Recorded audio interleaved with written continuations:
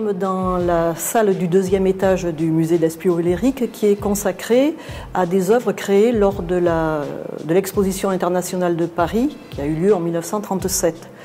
Et dans cette salle, la sculpture que je préfère, c'est celle-ci, qui est donc une tête de femme à la tresse et qui a été créée donc pour 1937 par Jean Lambert-Ricci, qui est un sculpteur d'origine polonaise, qui est né en 1888.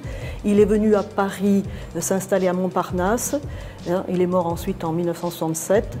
Et en 1911, il était à Paris. Il a rencontré des artistes, beaucoup d'artistes, mais les plus connus étant Léger et Modigliani. Et d'ailleurs, je trouve que cette tête ressemble étrangement au portrait peint par Modigliani, avec les yeux comme ça.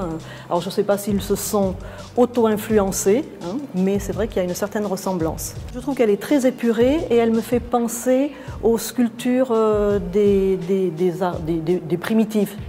J'étais en 2006 au musée des Arts Premiers à Paris. J'avais beaucoup aimé les œuvres de ces artistes et je trouve que ça ressemble un petit peu aux Arts Premiers. Elle a été créée en 1937, donc c'est bien après les primitifs. Mais elle me fait penser également aux statues de l'île de Pâques, très épurées, ou encore aux statues des Cyclades en Grèce qui sont exposées en ce moment, enfin maintenant au Louvre.